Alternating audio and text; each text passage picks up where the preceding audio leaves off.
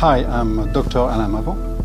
And I'm Rachael Payne. People keep asking me, and probably ask you as well, can they use NovAge Proceuticals together with Skinrelief? Is that something we can do? And if so, how do we do it?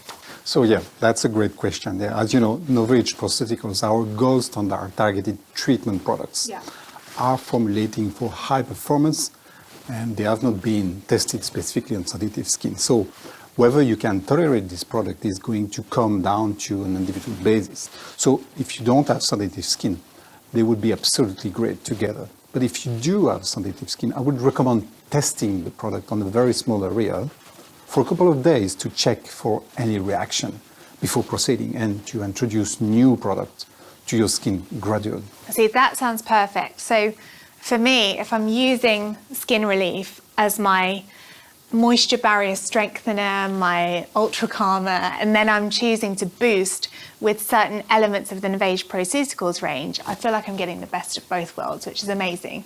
It's all about, I guess, mindful beauty, which is exactly what we're all about at Oriflame. So give it a go, try the range, it's absolutely beautiful. Thank you so much, Dr. Alain, for talking to me. And thanks to everyone watching. Thank you.